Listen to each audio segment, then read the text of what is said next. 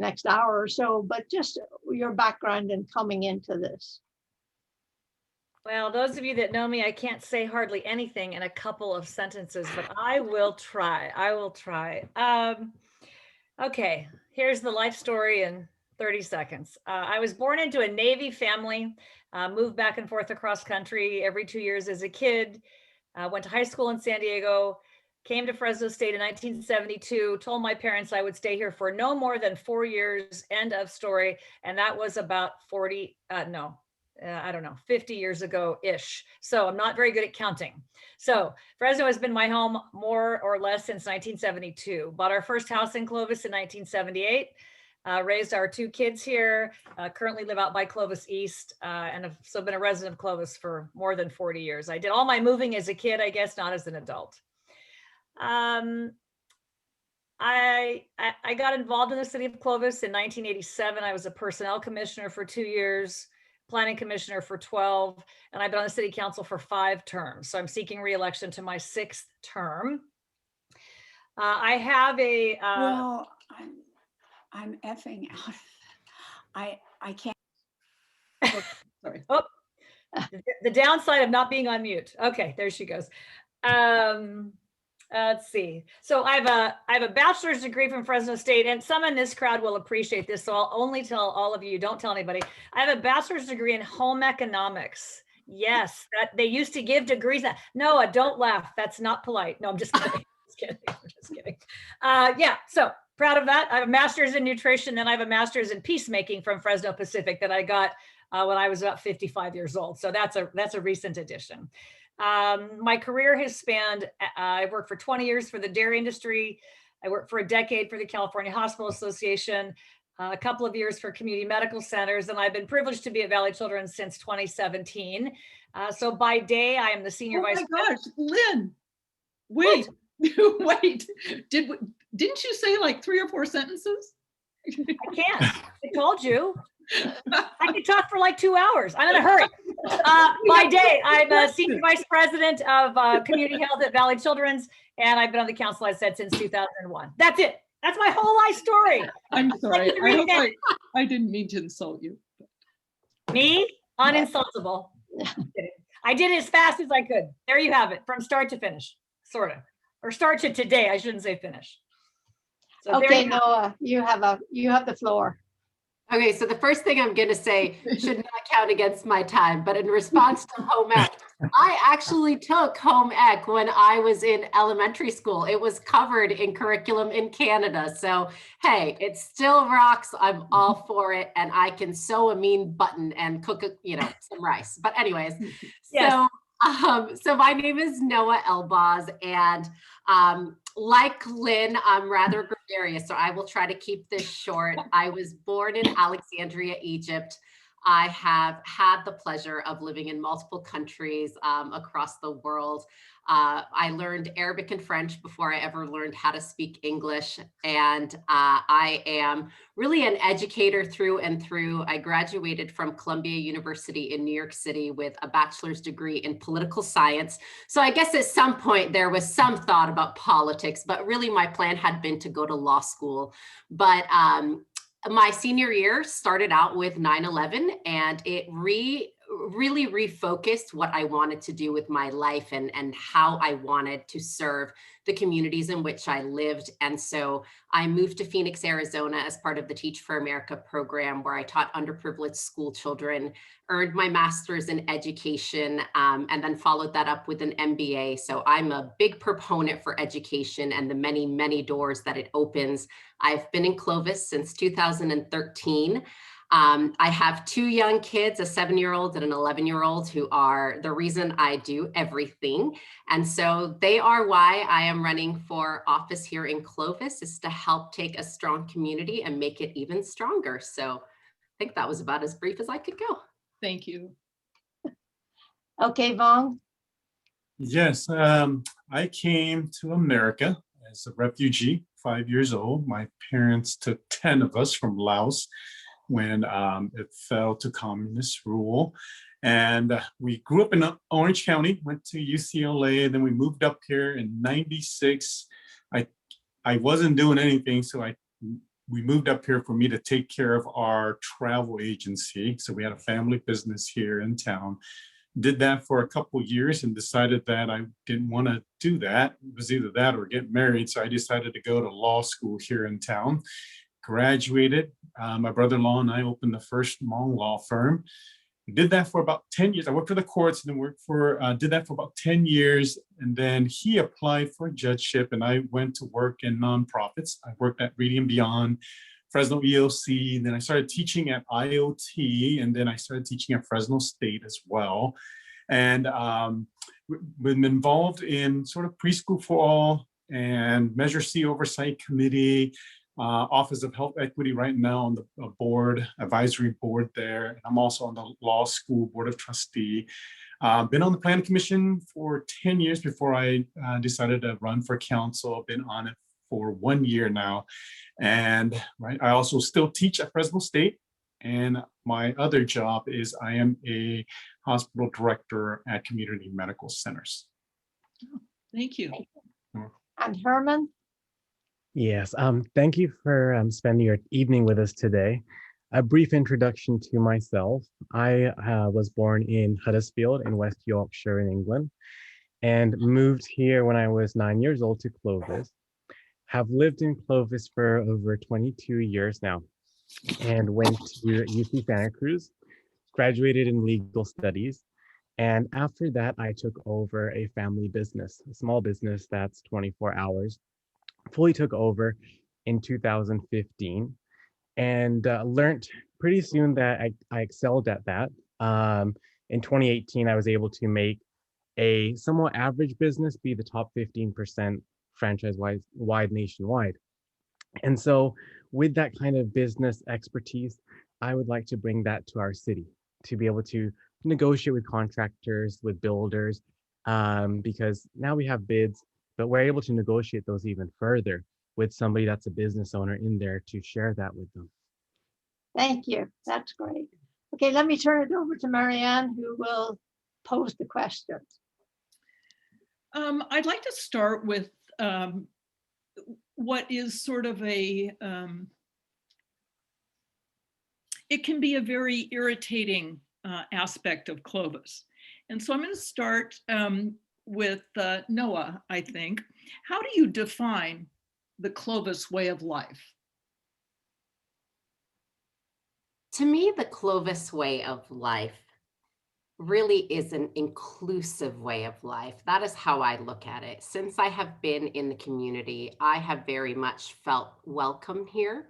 As someone who is, who is an immigrant, as someone who identifies as a person of color, but with a husband and children who are white, I have very much felt a part of the community and included in the community.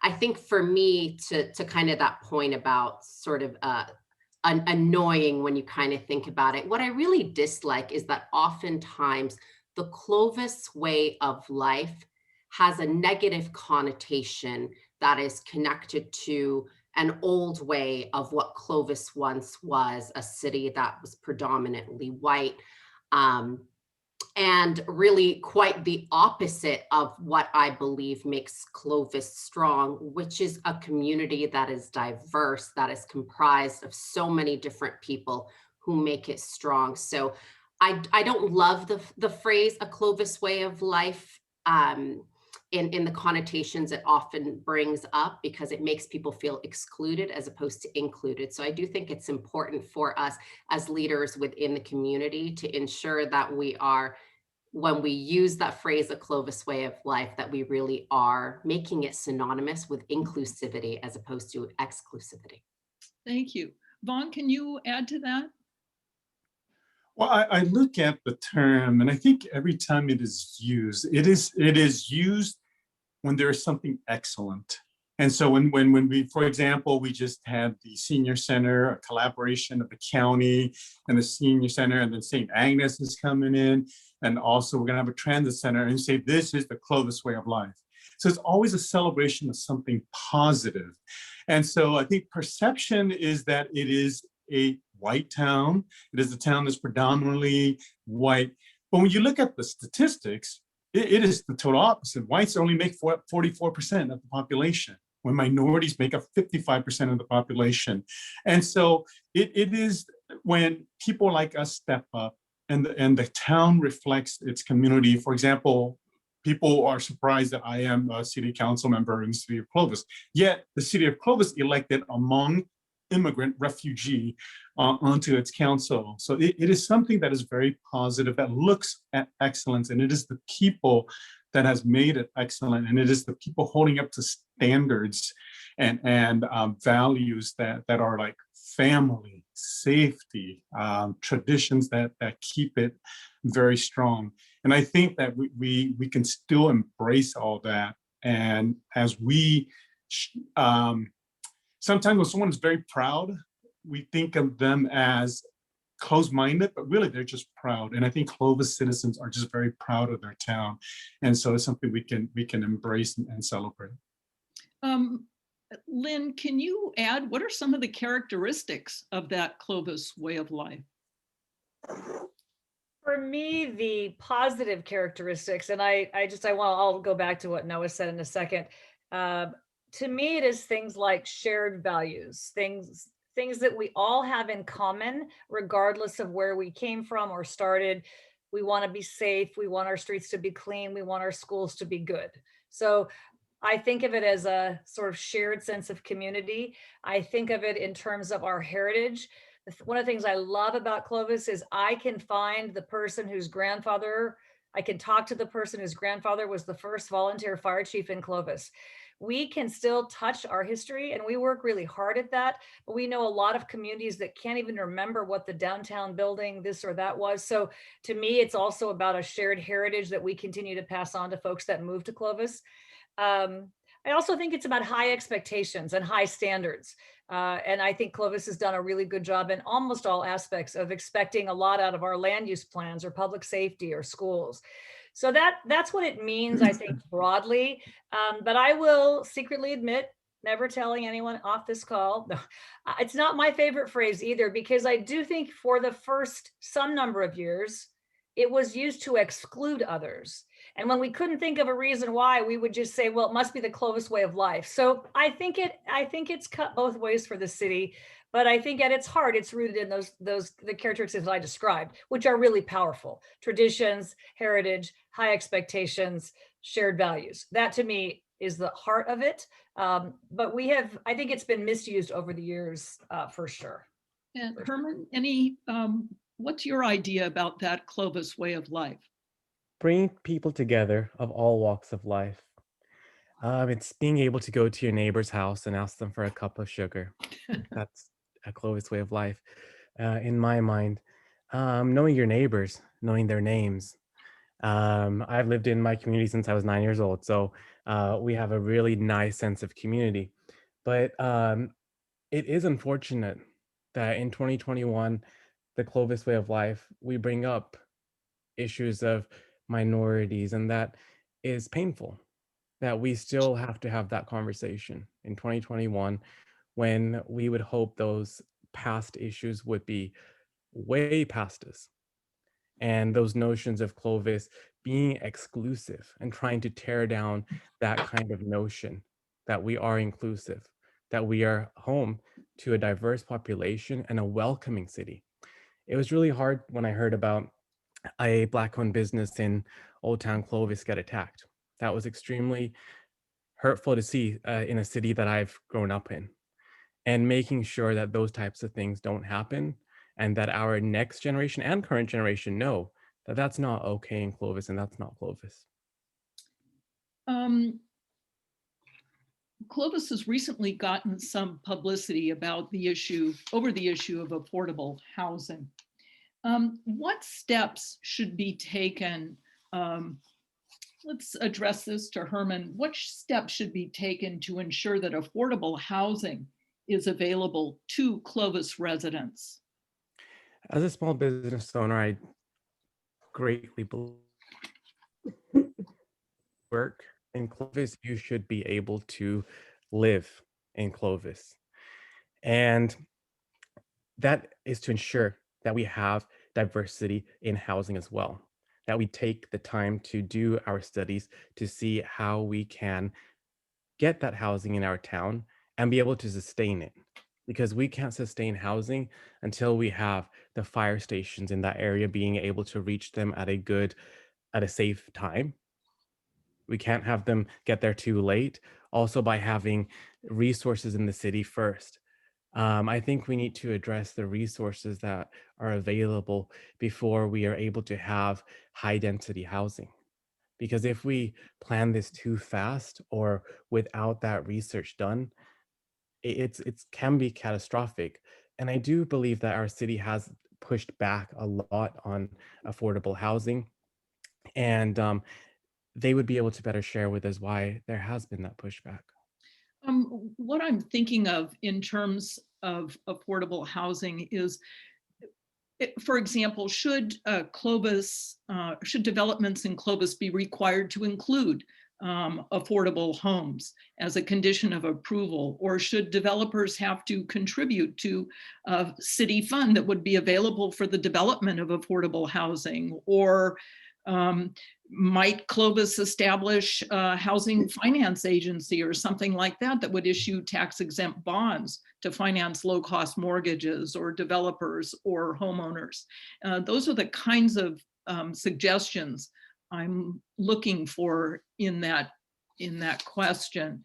Lynn, is there anything along those lines you could add?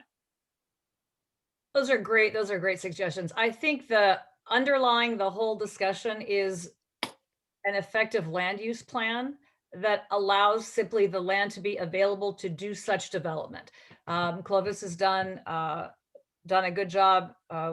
We got behind in our regional housing allocation, but we solved that and we have a plan and we've identified land for that. So I think the role of the city, as far as we could take it right now, is the zoning. And I think we've made that available. The market plays a huge part in this. So if a developer acquires the land and by right, they can build affordable housing. And if they choose not to, I think our job as a city is to make sure if that particular parcel is not going to be affordable housing, we need to make sure we make up the units somewhere else. So I feel like our job is sort of the master plan of the community to make sure we can account for those units. I also think, Marianne, there's an element of the standards we expect of our housing. So I know that's not quite, you're talking about funding, so I'm talking about standards initially, but I think there's an expectation that all the projects in Clovis are quality standards. We've had some conversations in other debates that affordable housing brings crime.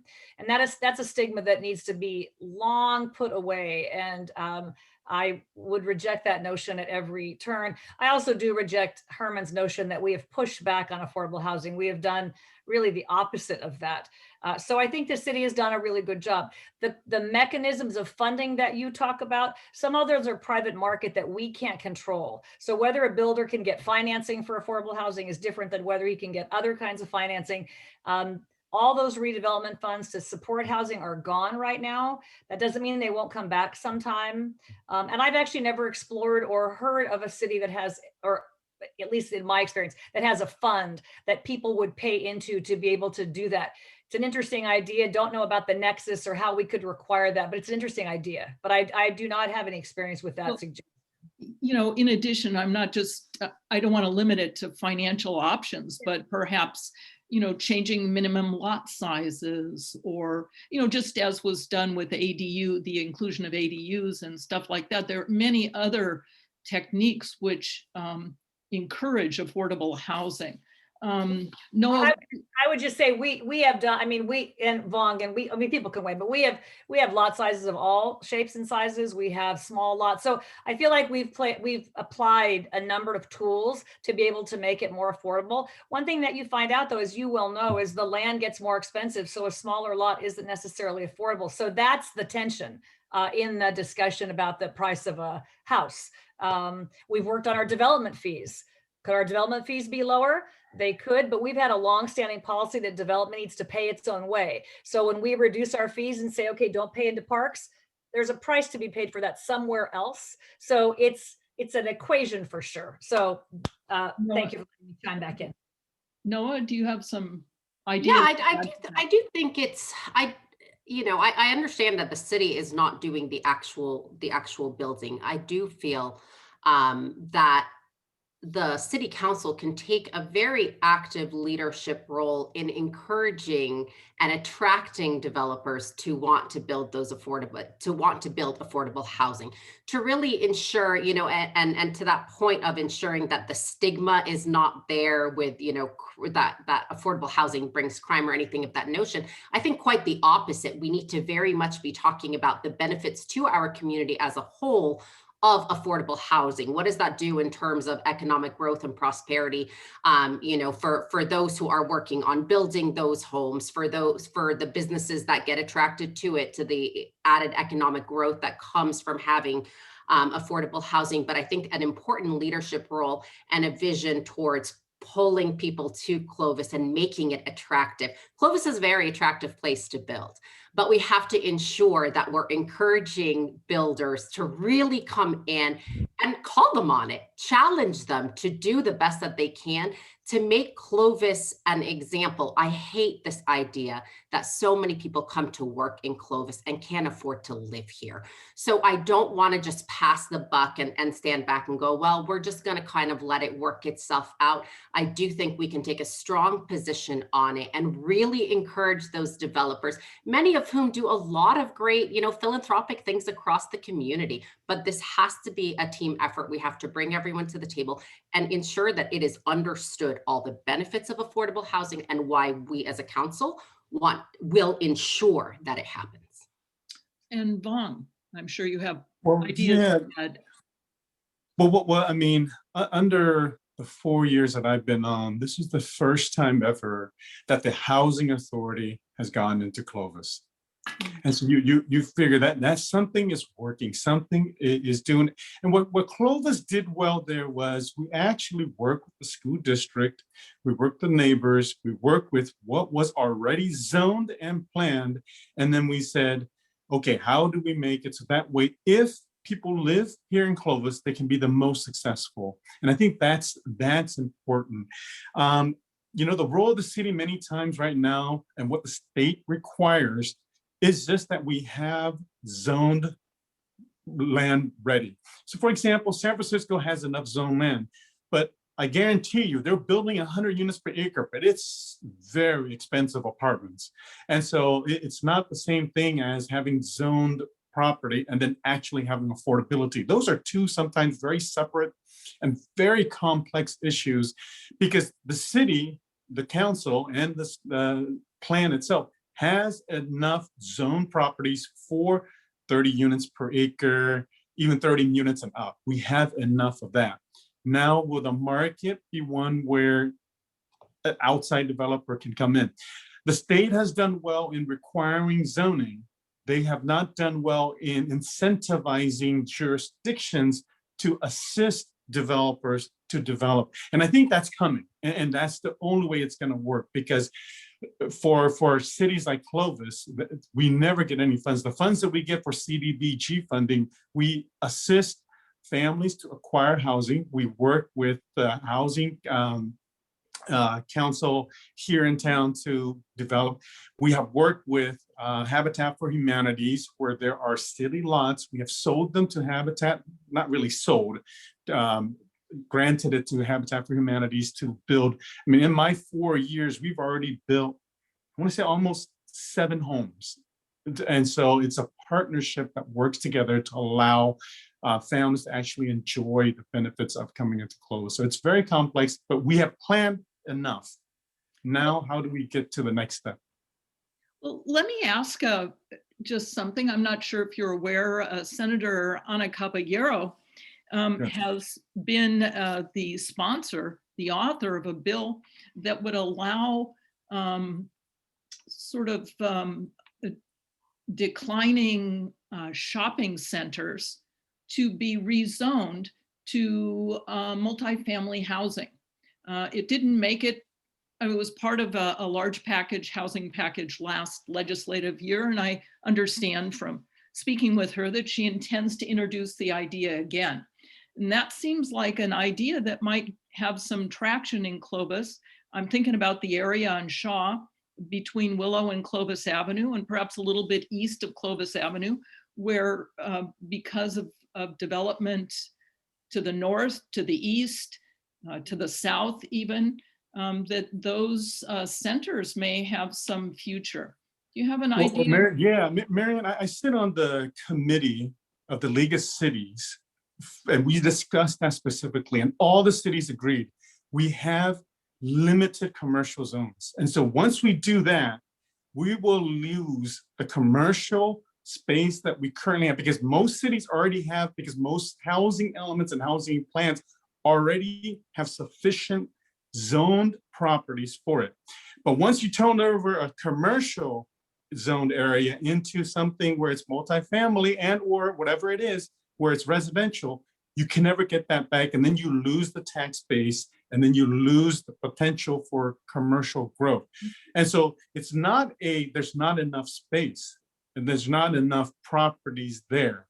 And so and that's why the league voted unanimously to reject it until we can work with the senator to say, okay, how can we move it so that way it doesn't punish those who have adequate zones, but can still preserve their commercial zone. So there's always that balance where it seems like, okay, Kmart, someone can just come in and build multifamily there and it'll be great use of it. But once it's gone, then now there's, you kind of plan 40 years and you go, that commercial center will provide certain number of jobs. Okay. So that's the balance. Any other ideas with regard to that sort of zoning changes or other zoning changes that would bring housing, well-needed housing to areas that perhaps are not as successful in Clovis? I think the ADU policy. Go ahead.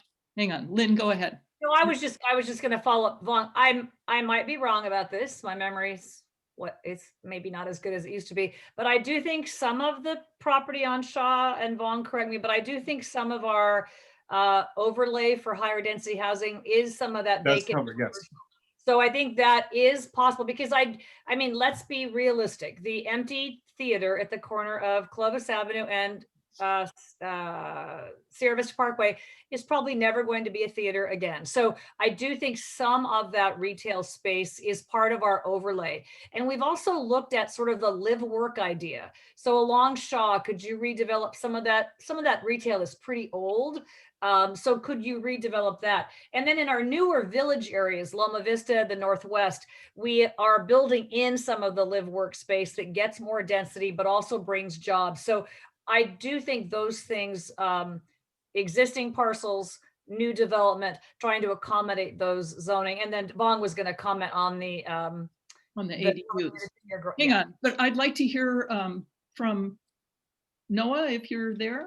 Yeah, I was gonna say, I think definitely the out of the box thinking, those ideas of spaces that can be used for live and work is incredibly important, because on that Shaw, on the Shaw Avenue corridor, there are so many vacant businesses as well. And I understand not wanting to give up that space for down the line, but repurposing and multi-use of spaces, I think would be really important, so that we're balancing both of those needs and ensuring that we have some options there for increased housing. Herman, do you have some ideas along those lines, or other zoning or that type of change that could help the affordable housing situation in Clovis?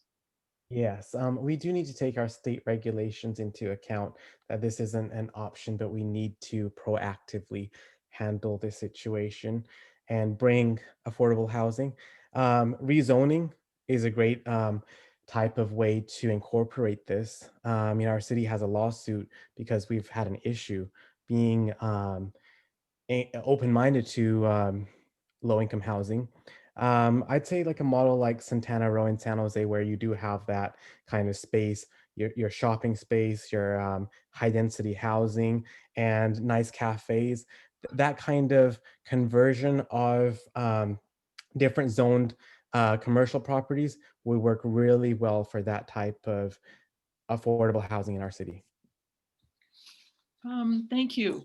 Well, Mary, I just wanted to say Yeah. that when we talk about commercial and being flexible or not, it sort of gives the implication that there's not enough areas zoned for affordable housing. And so, see, that's not the issue in Clovis. There are plenty of areas zoned for it. I mean, in the Northeast Village, we have a Santana Row type plant in our Heritage Grove. In the community center in the Southeast, we have live work already zoned in and high density areas zoned in and planned already right north of Clovis East, where it'll be high density right next to the Civic Center. So there's plenty of those. I think what we have done is we have also allowed accessory dwelling units and small houses that are, we made it where it's free permitting, right? Free plan, so that way you can buy it from the city, not really buy it, but get it from the city and build it in the back of your lot if it has enough room to do an accessory dwelling unit. Those ADUs are an incredible way in which we can encourage higher density in a single family lot. Does that make sense? And how many people have taken advantage of that? In Old Town, quite a bit, because that's where it was first started. So you'll see that in the where it butts up to the back alleys, you've seen a lot of the small we call it cottage homes, and it won national acclaim for the development of it. And so I think as people learn about it, and as developers see that that is an option that they can now pre-plumb, for example, if you have a bigger lot, pre-plumb it, make it sewer ready for that ADU, that's happening more and more. So in other words, now it's ready.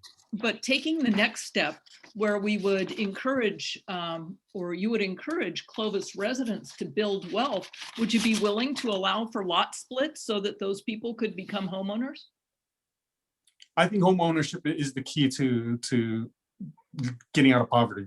I mean, attaining assets. I mean, education is the first. And so if you move into an ADU and you're a renter, might you be able to actually own a small lot with that ADU on it? I'm throwing it out there. I think that's great. I mean, I like that, because then you will get the tax benefits. You would gain all the benefits of home ownership, and yeah, okay. Not opposed to that. Let me just, Lynn, let me direct the question to you. Thinking about the future of Clovis, first, what do you think will be the lasting effects of the pandemic years on Clovis?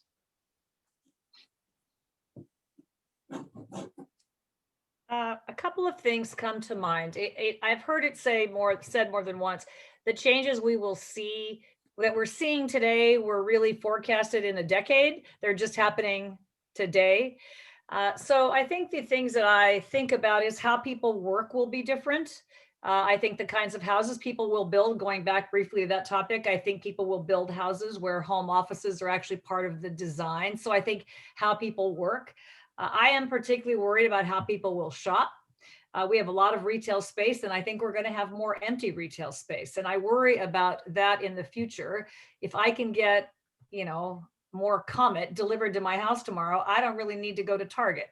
And I worry about that because that has become such an easy way for me. I understand I have the ability to do that, but so I worry about how people will shop and the impact on our economy. The state tax laws aren't really set up to favor online sales tax back to the cities in ways I think is fair or hardly equitable. So I worry about how the city will fund itself if we start to see a decline in our sales tax. We have seen a hit for COVID-19, not as much as we thought. So that's actually good news. But I do worry about that, I think, going forward. I hope that there's more use. We've seen an incredible use in our trails. So on the positive side, we saw lots more users of our trails and parks during COVID-19. So maybe it will help people. If you're home, you'll be out and you'll be walking, you'll try to get more interaction in our community because you've been working in your den all day long. So I think there could be positives, but I think how people live and work and travel are really, really important because we're funded as a city by how people shop fundamentally, and property taxes. So that has a potential to have a really negative impact on the city of Clovis. And then, of course, I work at a hospital, so I'm worried about the health of the community. We got to be healthy. We got to keep people healthy. I think COVID is with us for a while. And I think we as a community need to embrace that idea of a healthy community and support people to keep wearing a mask and keep washing your hands and keep All going. right. So I think there's a health element too. Herman, what do you think? What do you think will be the lasting effects of the pandemic years on Clovis? Well, I had hoped that it would make our city and world a kinder, gentler place.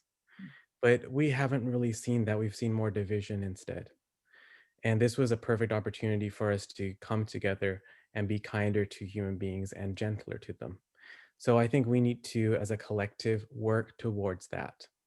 And I also do think that, now interest rates are historically the lowest. And so we haven't seen the full repercussions in the business, in multifamily, in that kind of investment category of landlords who own multifamily complexes, who own these shopping centers. But we will see the repercussions of that in the near future when interest rates go higher and when we don't have loans from our government. I also believe that a great thing that we should realize now is the importance of mental health and our city to support mental health. Because without mental health, we don't have anything, and we need to prioritize mental health in our city and state. So that is what we should incorporate as one of the lasting effects of the importance of that. Okay. Noah, what are you thinking? One of the biggest areas that I'm very concerned about is in education. Traditionally, students who have always been underserved have been hit even harder due to this pandemic. And now, we've had our kids out of school time for going on a year, and we will, I don't foresee being able to have students in our schools full time because of how overcrowded our schools are until, if we're lucky, the start of next year. So there is going to be a lasting impact. And a lot of focus will need to be put on remediation and supporting students in terms of their ability to get caught up and then continue to work to support to help, for those who are already behind. It's a double whammy in terms of education. I do think that people's shopping behaviors and patterns, absolutely, the pandemic has accelerated that. People have already been moving towards online shopping and the convenience of things like Amazons and whatnot. So that's already been happening. We've really turned up the pace. So what I'm looking for is, I'm excited to see what the innovation is going to look like. A year ago would never have used the word "I'm going to Zoom" as a verb, but now it is a thing that we do, right? We Zoom. So in certain respects, we have increased some connectivity. I've talked to more family living overseas than I ever had pre-pandemic because all of a sudden we were all stuck at home, right? So I'm excited to see the innovation that will come of it, but we really have to, as leaders within the community, also think of out of the box ideas for how we can support our businesses become innovative. There are certain things that'll never go away. People love to get together around food and drink, and those things are there. So just very important that we're as supportive as we can be until we get to the other side of the road. Well, I'm just, kind of makes me circle back around to a question that we kind of beat to death earlier. What should be the fate of those less popular commercial areas? Because now it's not just the fact that there's development further to the east and to the south and to the north, but now there's the whole idea that people are just shopping less or shopping differently.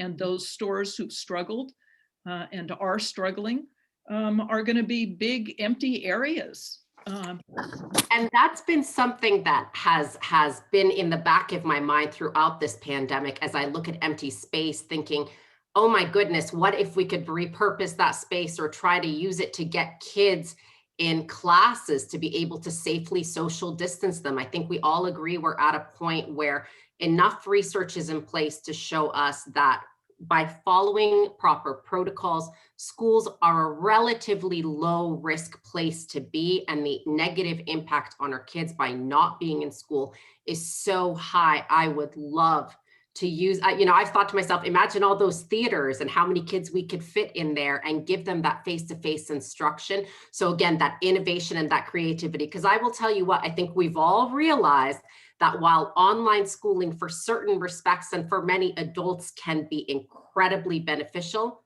for our young kids, it's just not. We need that face-to-face instruction, and the more out of the box thinking we can have with using and repurposing that space, the better it will be for all of us. Marianne, I was just gonna, I think you're right. I mean, vacant space in Clovis has been an issue probably everywhere, but it's been an issue for a long time. And people always say, well, wait, you just built a new shopping center at, Willow and something, and why are you empty at Shaw and Peach or whatever? So I do think it's a long-term problem, but I do think we will see different kinds of businesses. The example I use a lot is this whole idea of these ghost kitchens. I think it's such a crazy word, but so do we have the right ordinances to allow restaurants to shift from in-house dining to just a kitchen for delivery? So those are the kinds of things I think we do need to be thinking about. There's also a lot of interesting work where they've taken empty malls and turned them into medical centers. They have a whole bunch of clinics in one space. So it's time for that kind of thinking, just to chime in on that. Any other ideas that way, or I'll head in another direction? Well, Marian, I just wanted to say that, what COVID has done is it's gotten us out of just thinking of Clovis, because the pandemic has made us think outside, and how do we plan more regionally as we move forward? How do we do transit? So for example, we actually made it where we took away the fares, because people weren't going on, and how do we use the buses? And we approved that almost a month and a half ago now, to allow the buses to take seniors to go get the vaccines. You see, so it's just free. And then we're working with Clovis Unified to go, since buses are free, how do we work together with the school district, with the city college, and go, how do we make our bus routes so that way kids can use it now to go from Clovis East, who are poor, right? If you're poor, your parents aren't going to take you. If you're poor, wherever you are, you can't go to Clovis Community College. And so now how do we get transit to get you? Now let's make a route from all the different high schools and go, let's go there. And go from Buchanan to there, from Clovis West to there, and use our transit. And then also make a route come back at 10 o'clock, 9 o'clock, if they're and done late. And so working together with all the different entities, instead of just saying, we're the school district, you're the city, you're the community college. But now let's all work together to see how we can benefit all the residents together. And the other thing we need to really plan for is, I think Clovis did a good job of how every neighborhood has parks and trails. And so how do we maintain that as we grow? Because when the pandemic, made us in our homes, there was a way to get out, to actually relieve and to spend time with families on the trails and to be safe and to exercise at the same time. That was actually going to be my last sort of question. How can you get Clovis residents out of their cars? How can you assure that Clovis will retain a certain amount or a reasonable amount of open space and maintain its parks and those sorts of things? Should Clovis's growth be limited until all of those other features are brought to the fore? Herman, would you like to start with that? Yes. Should growth be limited? I think that's an important question, because a lot of times builders are the ones that are funding campaigns, that are the largest contributors to incumbents. And this brings the great conflict of interest, which is undebatable. And we need to make sure that that influence is not in there. And we are growing at a really increased rate where our fire department can't get to certain parts of our city in a safe time. They're in a red zone. And I think, how do we get people out and engaged? One thing would be to have district-based voting. The majority of the city council doesn't want this, because that takes away power where they can vote on things 5-0 without any dissent, without any contrast and diversity of opinion. And I think we need to get out of there to be able to engage everybody in the city and to be able to make issues very local, where 5 people aren't responsible for the whole city. We have a district-based type of election where everybody represents each district and can do the best for the city and engage with everybody in their district. That's what we need. Okay, that's a question I didn't get to, but my question now is about open space and trails. And not every neighborhood really has access to that great rails to trails pathway. Some of the older neighborhoods, I would say, are in some cases even lacking, signal lights and safe transit by bicycle or whatever. What do you think about that, Lynn? I am the co-chair of the next Measure C Transportation Tax Extension. I love doing that with Mary Savala. I don't know when that was. Again, COVID time has changed everything. 2000 and something, 6 maybe. Anyway, so we've had discussion even early on about trails and bike path money in there, allocating that for the older neighborhoods, because for sure, as development builds new neighborhoods with parks and trails, that's one thing. But if you live at Willem and Ashland, not so much. I live by Clovis East and I don't have any access to trails where I live, and my house isn't 60 years old. So I definitely think we can do a better job of that. But I think our trails are incredibly well used. We have a good relationship with the irrigation district to try to use canals. That has its own liability questions, but really committed to getting folks out of their cars. And the Northeast and Northwest and Southeast urban villages are designed for that very reason. Work, live, higher density housing, green space, jobs, enough retail to keep you squared away, but you don't need a Target on every corner. So I do think the village concept will get us there over time. To your question directly, do I think growth should be limited until we get those other things squared away? I'm going to say no, because one pays for the other. So I think it's the city council's role to manage them well and make sure we can kind of keep it all in balance. But I wouldn't support the idea of stopping or limiting growth until we could get trails or, transit or whatnot, because they require each other to survive. So I wanted just to answer your question directly on that. Noah?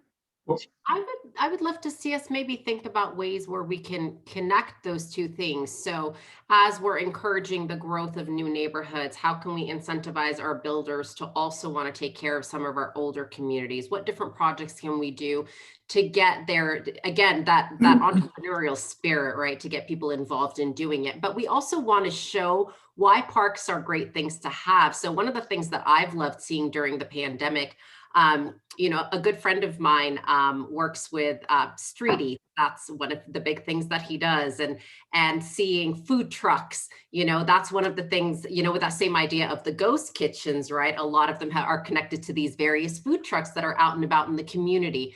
That was something that came in front of the city council in terms of bringing street eats to Dry Creek Park, right? So encouraging activities that happen within these parks, because it helps drive revenue. It helps drive people to our parks and using our spaces, which makes it more attractive in other communities to want to have that. So imagine if in some of our older communities, we do refurbish our parks, we do add parks and trails, and then we can bring businesses there in that more creative way to really help the community grow. So I don't know that it's about limiting the growth, but I think it is about looking to pair these things together so that we can see ourselves benefiting the older parts of Clovis while growing the new parts as well.